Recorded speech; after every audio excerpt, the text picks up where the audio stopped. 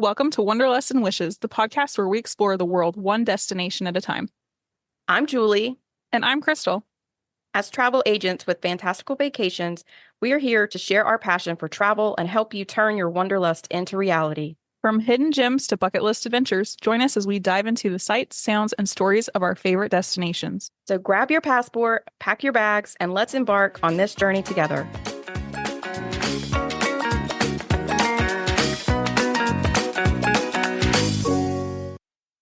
Hi, everybody. Welcome to episode 114 of Wanderlust Wishes. Today, we're going to do some myth busting for Walt Disney World. There's a lot of myths and rumors that circulate around Disney World and the planning and how things work. And so we've had a couple of these come through lately with our own clients, and we just thought it would be a good idea to do an episode and just talk through it just to clear the air. What's crazy is some of these things might have been fact even 5 years ago, even 3 years ago, but Walt Disney World is such an ever-evolving landscape. It's important to stay up on all the things. We have a little over 10 to go through. So let's get started. Myth number 1. Walt Disney World is all about princesses. That's a big one. A lot of times that one is the reason that we'll get someone come to us and ask us about Disney World or wanting to plan Disney World, or we'll be talking about it. And they'll say, well, my husband doesn't want to go because he doesn't want to be in the middle of all the princess and girly stuff. And that's absolutely not true at all. Yes, Magic Kingdom has a lot of princesses in some of the different areas, specifically Fantasyland, because that is themed around Cinderella's castle.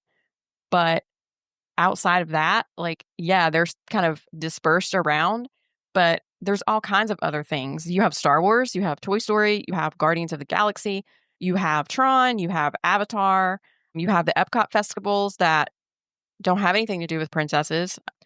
You obviously have tons of food, so to add that on top of the festivals, but you also have all kinds of other stuff like foodie. It's like a foodie dream to go to Disney World. And then you have obviously animals and conservation at Animal Kingdom, which is not a zoo. So we'll throw in a little mini myth in there. And then obviously you also have the resort hopping. We've talked about already how the resorts are almost like you need additional days just to go around to the different resorts to see what they have to offer, because they have so much going on there with restaurants and amenities and just different types of stuff to do. Calder has pitched a episode idea, and we need to revisit it, but he would like to do an episode all about the boy things, because you could spend a whole week hitting all the Toy Story things, staying at the Toy Story section of All-Star Movies, same with Star Wars. So we might have to pull him in because he would love to share with us how to do a whole week without doing a single girly princess thing. Yeah. And not to mention, you have some of the new stuff that they're bringing in. They're bringing in a Cars Land in Magic Kingdom, and they're bringing in Tropical Americas in Animal Kingdom. That is not, it doesn't have anything to do with princesses. I think they're actually retheming, which Dinosaur wasn't a super girly ride anyway. It didn't have anything to do with princesses, but they're retheming that to Indiana Jones. So there's lots to do. That has nothing to do with princesses. 1000%. So myth busted. Number 2, Walt Disney World is only for children. If you have been around us at all, we are Disney adults through and through.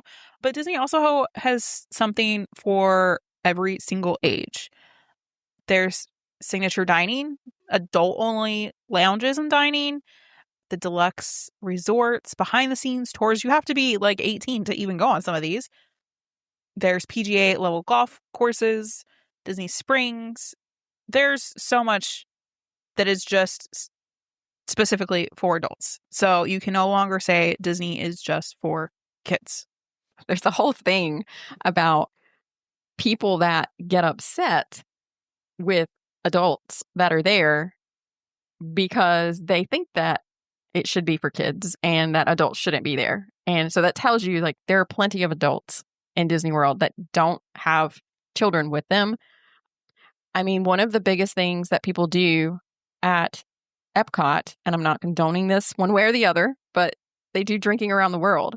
They do a drink in every country, and they'll also do like a monorail hop or a Skyliner hop, basically going to each of the different resorts and getting a drink there. There's lots to do as adults.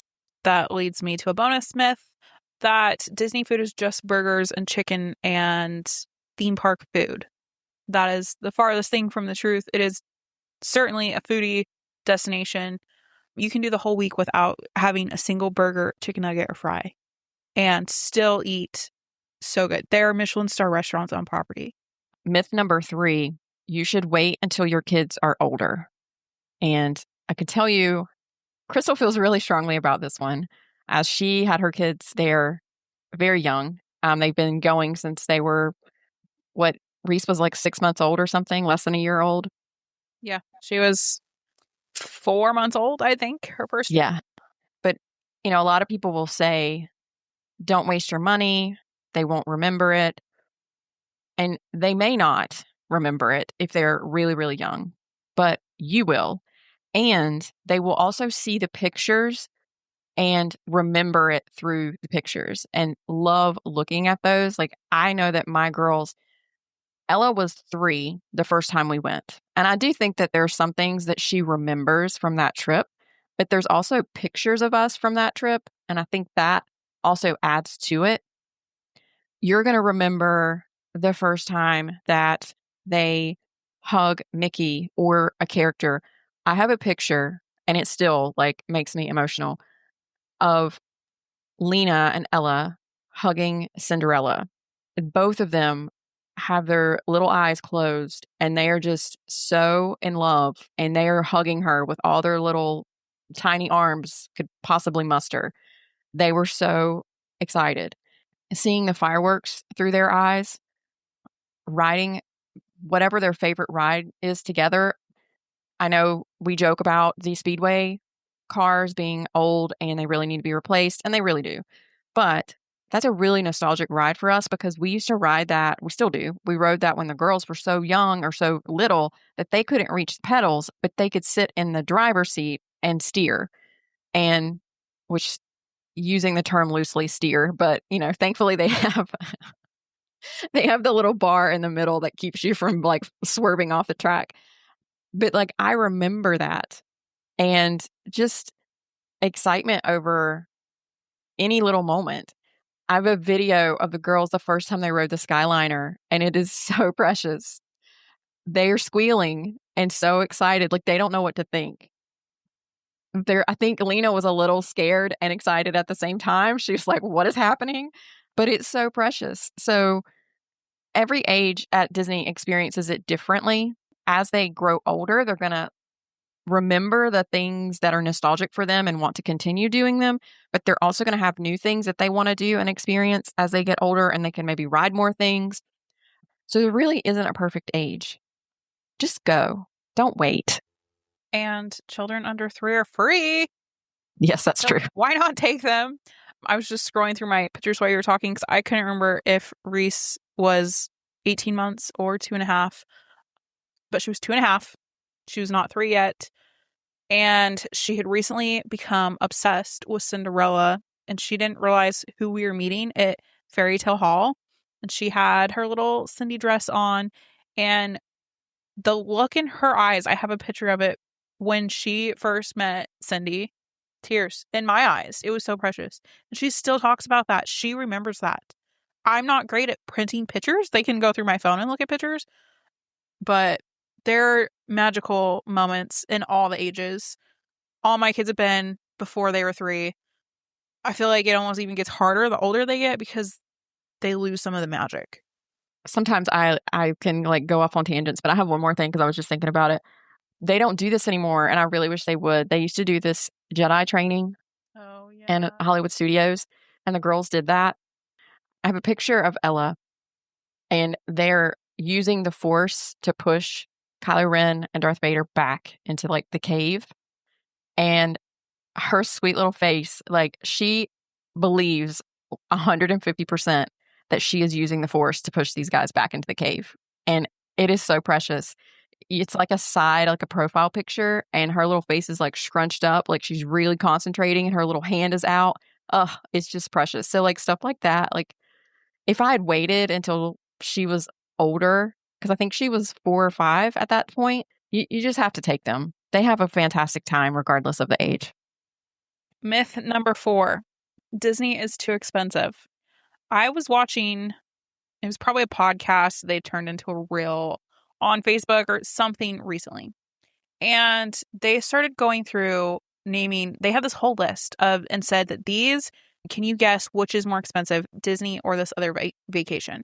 And it was like overwater bungalows in French Polynesia and just like these stupid extravagant trips. Turns out they were quoting some $25,000, $30,000 trip for a family of 4. That is not realistic. I would say, on average, most of the people that I quote for a family of 4 for a week at Disney World are between $3,000 and $5,000. Yeah. There are a lot of times we're walking around the county fair trying to get food, and the food is more expensive than being at Disney. There are ways to make the price go up. Getting deluxe stays, park hoppers, character dining every meal, like the landing lane, like the VIP tours. Yes, there are ways to put it up there, but there are absolutely ways to do it in a realistic budget. Is $3,000 to $5,000 expensive for some people? Yes, but also, how much is a ticket to an NFL game these days? More expensive than a day at Magic Kingdom, that's for sure. Or a concert. Yes. You can barely go to a concert for less than, just even the nosebleed tickets are $150. Yeah. To feed my family hot dogs at the local MLB stadium, we're $100 in. I Yeah. could eat 4 quick service meals at Disney for less than that. Yeah. And have tachos and yummy food more than just a hot dog. When we were on our agency trip, Rob took Ella to the zoo. They were texting me during the day that the bottled drinks and the food was more expensive than quick service at Disney. So it's funny because they even both, they were like, good grief, and that was just a day at the zoo, you know. I know that we're Disney people and we're not going to be super objective because we love it, but when you price it out apples to apples, it's really not more expensive than when you're just pricing out other vacations. So it doesn't have to be crazy, overly expensive to go. Some friends of ours go to Kings Island in Southern Ohio, Cincinnati area. It's sister theme park to Cedar Point, and they were telling us what entry tickets were for a day, and I was like, that is Disney prices. Like, you're complaining about going to Disney, but you're paying the exact same price, and you're getting a lot less magic and a lot less service. Kind of building on to that, also, it's always cheaper to stay off property. It can sometimes be cheaper if you're just looking at the price itself.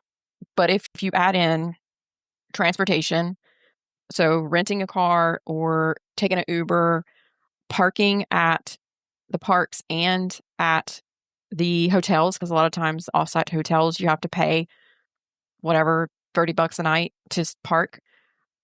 The time that you're getting back from early entry, you have sometimes, depending on where you're staying, sometimes you can get a full-size kitchen and you can get groceries and you can eat at Disney. Even if you don't have the full-size kitchen, a lot of them do have enough in there where you can at least bring stuff. You can bring snacks and stuff like that. But really the convenience of getting there in the morning, the transportation and the proximity, and then the other benefits that you're getting with Disney transportation and the early entry, you have to add that into the conversation. But most of the time, whenever I'm doing a comparison for a client and I just lay it out there, Disney wins because of the convenience. And a lot of times, the cost of a value resort is not any more expensive than staying at a hotel that's off property. And bonus myth, value resorts are actually worth it. We love Pop Century and Art of Animation. I love that they're on the Skyliner. They have great food. You are close to different amenities, and it's the same price you're paying at the Holiday Inn Express. Another bonus myth, you need a rental car. Unless you're planning to go off property a lot, you really don't need one. You have everything you need within the bubble. You have transportation to and from the parks. You can get groceries delivered if you want to get groceries.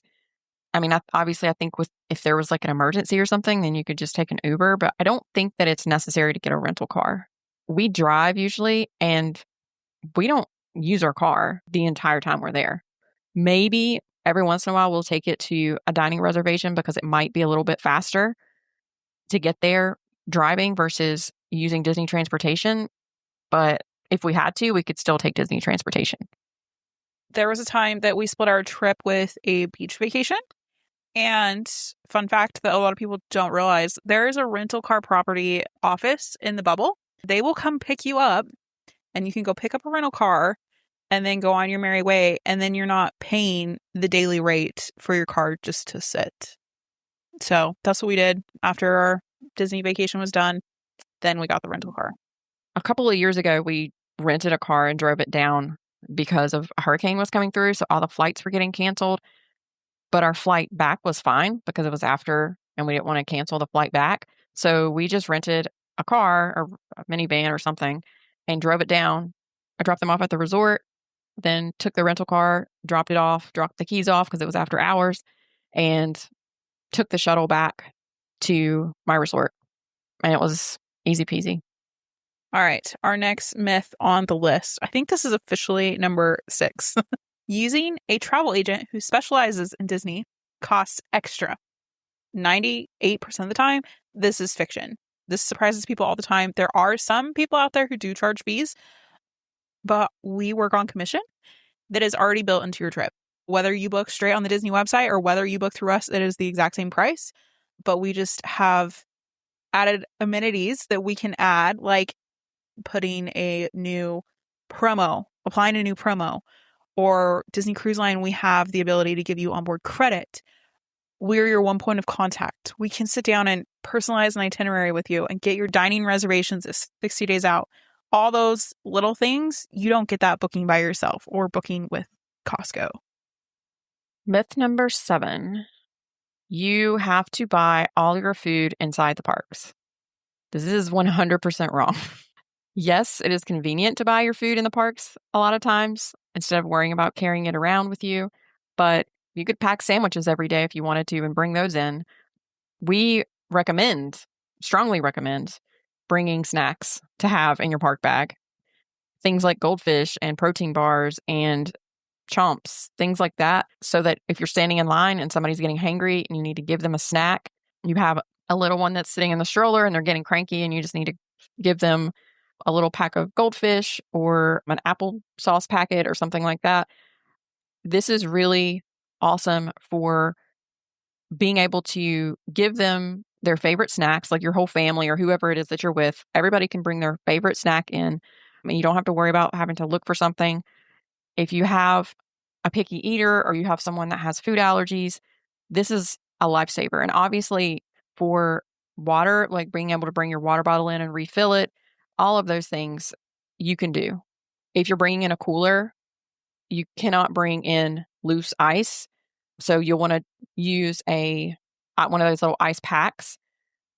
You cannot bring in alcohol and you cannot bring in glass containers. But outside of that, you can bring pretty much whatever you want into the park for snacks. Myth number 8. Everyone still needs a park reservation. This was a big thing during the pandemic. You did need a park reservation. There are still a couple of like annual pass or specialty tickets that still need park reservations. But most guests purchasing like a standard date-based ticket no longer need park reservations. If you are going to Disneyland, that's a whole different story. And I think probably where some of this still holds on because people get the two confused. Disneyland, you absolutely still need a park reservation. So basically knowing where you're going and knowing what kind of ticket you have matters. But for Walt Disney World, most of the general public is fine without a park reservation. Just because it was so stressful to make sure that you had it, I think people just remember that. And even if they've been since, like, you don't need them. They still are like, we don't need a park reservation, right? We don't have to say which park we're going into, because it was such a big deal that you couldn't get into the park if you didn't have one. I remember that was so stressful to have to do that. Well, and not to yuck on anybody's yum, but I know a lot of AI itineraries still include that you need a park reservation. So GPT is not always correct. Yeah, that's definitely wrong. Myth number 9, magic bands and park hopper are required. No, that's for sure not the truth. I got magic bands for our most recent trip just because we haven't bought magic bands since 2019. That's how long it's been since I've actually even used a magic band. I used my phone. You can use your Apple Watch if you put your ticket into your wallet. So you can scan in like that if you want to. I think magic bands are convenient for kids just because you don't have to worry about scanning them in with something else. But you definitely don't have to have one. Park hopper, definitely don't have to have it. I don't usually recommend it for first timers because it's overwhelming to hop between the parks. We've talked in the past about the amount of time it takes to get between the parks because of how big Disney World is. So trying to juggle that while you're also trying to figure out how to jump between the parks and the logistics of that when it's the first time you've been there, it's a lot. When I do recommend it is if you're going to maybe have 3 park days and you want to try to get to all 4 parks, then obviously you're going to have park hopper. Or maybe somebody that's a little bit more experienced and they want to jump around between the parks and they're fine with it and they have no issues with navigating everything. Fun fact, I've never owned a personal magic band ever. That's interesting. Yes, Calder and Harper have them, but we did 2 or 3 trips without them. It was only when we're like, okay, we're coming often enough that it makes sense for the kids to have them. But I just use Magic Mobile on my Apple Watch. Call it a day. It's great. I've even recommended to parents before that if they didn't want to do the magic bands, that they could get a lanyard and put the Key to the World card in the little lanyard thing and let their kid wear it around their neck. And I've even seen grown adults who have like the little badge holders that like retract, hook it to their backpack with their Key to the World card in it and just do that. Yeah. And the Key to the World card is free. So it's super easy. And if you don't want to have to depend on technology, it's a really easy option. Myth number 10. Summer is always the busiest time to visit Disney. This is becoming more and more fiction. I think it surprises a lot of people. Like, yes, summer can be busy because that's when people are out of school, but you will always see bigger crowds over spring break, over Thanksgiving, over Christmas, New Year's, Run Disney weekends. Those like school holidays during the school year seem to draw the biggest crowds. That's why it's hard to like pinpoint. There's not really like one perfect week anymore because Disney does such a great job of if they can see that it's going to be a quote unquote slow week, they're going to have cheer competitions or they're going to throw a Run Disney weekend in there or they're going to do something to make sure it's busy because that's their job. And to be honest, I think August, because it's so hot, I don't think that a lot of people go in August, not like they used to. COVID definitely messed with that whole like algorithm of when things are busy and when it's not. People just changed the way that they travel and whether they take their kids out. So it's very interesting. Myth number 11. Oh, this is a good one. Epcot is boring for kids. That is just absolutely not true. There are so many fun things for kids to do there. You have Frozen Ever After, you have Remy's, you have Journey of Water, love Moana. So anybody that loves Moana, like this is fantastic. Turtle Talk with Crush, the Seas Aquarium. My 13-year-old could spend hours in the aquarium. KidCot, which is like basically a little station at each of the different countries that there's some type of activity that helps learn about that culture of that country. You have character meet and greets. So you do have the different princesses that are like represented by the different countries. They are around, and it's actually one of the best places to see them. You also have Akershus, which is the restaurant that's the one of the character meals that is basically an option other than Cinderella's Royal Table that has a bunch of princesses. It's a fantastic option. And you don't have to prepay. And it's not quite as crazy expensive. And it's fantastic. Also, the festivals often have scavenger hunts that are made specifically for children. Or it'll be something like we talked about with the holidays. Like you go to 6 or 7 different booths to get a cookie and you get a free cookie at the end. It's not necessarily about the free cookie at the end. I mean, it kind of is, but like it's just about being able to go through the whole process in the scavenger hunt. But it's a great place for kids. My kids love it. It's one of their favorite parks. I was just going to say, if you were to ask my kids of the 4 parks, if they only had one day, all 3 of them would pick Epcot for different reasons because they love it so much. All right. Myth number 12. You have to stay until park close to get your money's worth. This is false. You can definitely burn yourself out by doing this. I also think adding a bonus myth of people don't realize you can leave and come back. Sometimes you need to rope drop. Sometimes you stay late. I think you need to figure out how your family travels. If they're night owls, sleep in.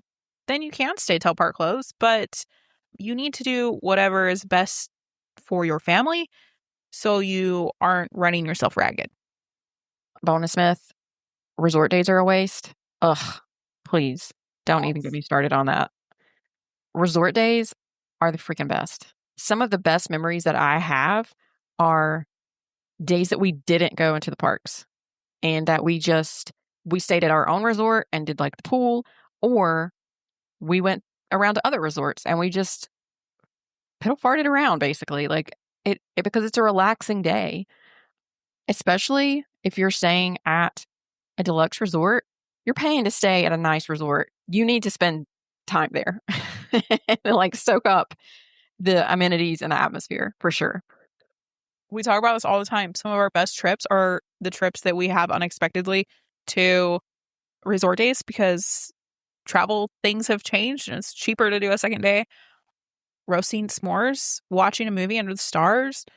You can fish, sand, volleyball. Like there are so many things that you can do at the resorts. All right, myth 13. This is a fun one. Rain is going to ruin your Disney vacation. If you've ever been to Florida, you will know that the weather changes constantly.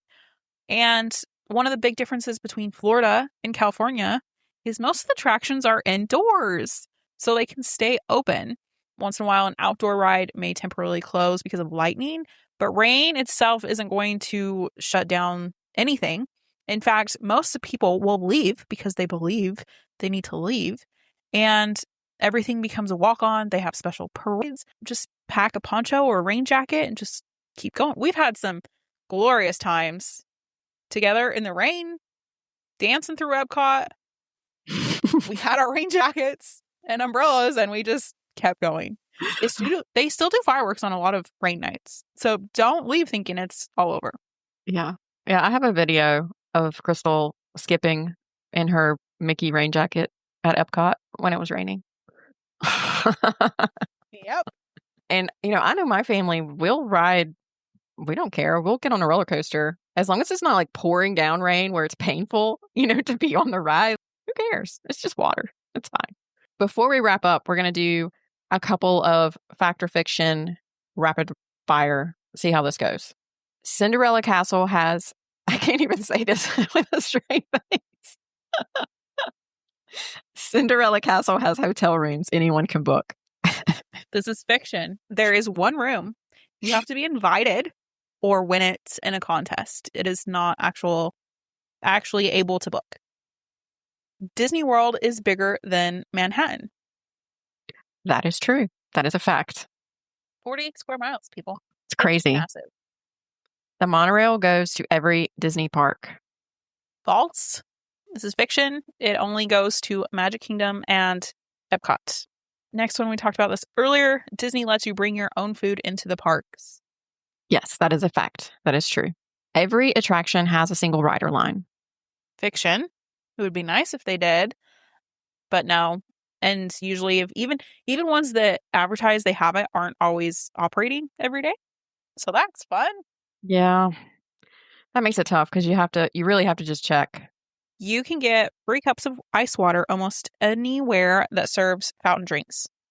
Yes, this is a fact. It's awesome. So you don't have to buy $3 waters, $4 waters. I don't know how much they are at this point. I think they're like $3.50. You can bring in your own water bottle and you can get refills. And sometimes they'll actually sit out cups for you. They'll have like a little table outside of certain quick service restaurants so that you can just grab a water when it's really hot and you need some water. Rider Switch is only for families with babies. This is fiction. Anyone in your party who chooses not to ride can utilize Rider Switch. So even if they meet the height requirement, if it's too scary and you still want to do it, like Tower of Terror is a great example of this. Tron is a great example of this. Even if they're tall enough and don't want to do it or they don't fit, Rider Switch is still definitely very much an option. Okay, I think it's time to wrap up for today. That was fun to talk about all of those myths. I really hope that this has been helpful and that we did bust a few myths that maybe you thought were true and they're not. If you have a particular myth that drives you bananas that people say about Disney World all the time, and you want to send it to us and we can talk about it at the beginning of our next episode, we'll be happy to do that. We love hearing from you guys. I think overall, the biggest takeaway is that Disney is not a cookie cutter vacation destination. I think people do think that. People think that this is what's going to happen when you go to Disney World. And that's not true. Every family's different. Every group that's going is different. I mean, it could be a group of Disney adults, and that group is going to have way different priorities than a family that has two little kids. Everybody has different budget. Everybody has different travel styles. Everybody has different must-dos. The must-dos for one person are completely different for another. We joke a lot about it's like the third cousin Larry or something, like where this person like comes out of nowhere and they have all these recommendations for this person, and their travel style or the way they do things is completely different and has nothing to do with whatever that family is doing or whatever that group traveling is doing. And they have all these recommendations and they're just really not relevant. But that's why, no two Disney vacations look the same. And that's even for the same family. Our Disney vacations look different depending on what we're doing, depending on what our priorities are, depending on how many days we're there, and we've tried really hard to start doing newer experiences, even though there's certain things we really love and we want to do them every time we go. We tried really hard to have a couple of those thrown in and then do different stuff. If you are ready to start your own Disney World vacation, we'd love to help make sure you're planning based on facts, not on fiction. We'd absolutely love to make something personalize your trip for you. If you have 2 seconds, we'd love if you would go below and leave us a little rating and review. It just helps our little show reach new friends. So thanks so much for listening to Wanderlust Wishes. We'll see you next time. Bye!